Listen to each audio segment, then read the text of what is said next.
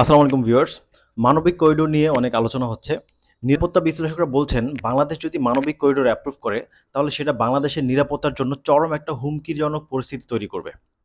এই কথার সাথে আমি 100% একমত পোষণ করছি। কারণ পৃথিবীতে ইতিহাসে আমরা যতগুলো মানবিক করিডোরের উদাহরণ দেখেছি, প্রত্যেকটাতেই যে দেশ মানবিক করিডোর অ্যাপ্রুভ করেছে সেই দেশকে চরম মূল্য দিতে হয়েছে। সেই দেশের নিরাপত্তা বিঘ্নিত হয়েছে। হয় সেই দেশ যুদ্ধে জড়িয়ে গিয়েছে অথবা বিশ্বের পরাশক্তিগুলো সেই দেশে এসে সামরিক ঘাঁটি গড়েছে, বিশ্বের বড়, বড় শক্তিগুলো এসে সেখানে হস্তক্ষেপ করেছে। প্রত্যেকটাতেই একই অবস্থা। সো বাংলাদেশও যদি এই মানবিক করিডোর অ্যাপ্রুভ করে তাহলে অবশ্যই 99% সম্ভাবনা আছে যে বাংলাদেশ হয় যুদ্ধে জড়িয়ে পড়বে অথবা বিশ্বের বড় বড় শক্তিগুলো এখানে এসে তাদের সামরিক ঘাঁটি করবে এবং বাংলাদেশের অভ্যন্তরীণ ব্যাপারে চরম হস্তক্ষেপ করবে। তার মানে হচ্ছে বাংলাদেশের অভ্যন্তরীণ নিরাপত্তা, সার্বভৌমত্ব সবকিছু চরম ঝুঁকিতে পড়বে। এবার বুঝতে হবে যে মানবিক করিডোর আসলে কি।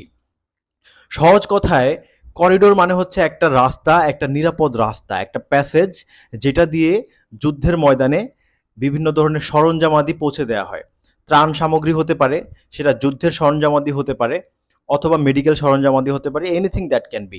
হ্যাঁ, জাতিসংঘের কাছে হয়তো মনে হয়েছে যে সেখানে একটা মানবিক পরিস্থিতি বিরাজ করছে, কিন্তু বাংলাদেশের কখনোই উচিত হবে না এই ধরনের মানবিক করিডোর অ্যাপ্রুভ করা। আমরা অলরেডি 12 লক্ষ রোহিঙ্গা নিয়ে চরম বিপদে আছি এবং যেটা আমাদের মনে করি যে জাতীয় জীবনের সবচেয়ে বড় ভুল সিদ্ধান্ত ছিল যে এত বাংলাদেশ একে তো জনসংখ্যার চাপে বিপর্যস্ত, তার মধ্যে আরো 12 লাখ রোহিঙ্গা। এটা আমাদের জন্য চরম একটা ভুল ডিসিশন ছিল। হোয়াট এভার, এখন আমরা আর কোনো ভুল ডিসিশন নিতে চাই না।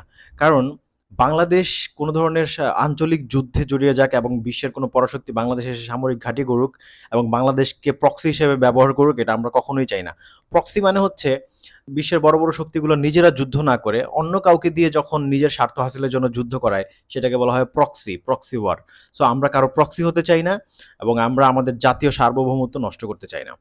আমার মাথায় আসে না যে ডক্টর মোহাম্মদ ইউনূসের মতো একজন সর্বজন শ্রদ্ধেয় একজন জ্ঞানীগুণী মানুষ উনি কিভাবে এই ধরনের সিদ্ধান্ত নিচ্ছেন বা যদি নেয়ার চেষ্টা করছেন বা চিন্তা করছেন। আই ডোন্ট থিংক উনি হয়তো আমি আমি আমি আমি বিশ্বাস করি যে শেষ পর্যন্ত উনি এই ধরনের কোনো সিদ্ধান্ত নিবেন না। ভিউয়ার্স, আপনারা কি মনে করছেন সেটা আমাকে অবশ্যই কমেন্টে জানাবেন। ধন্যবাদ সবাইকে।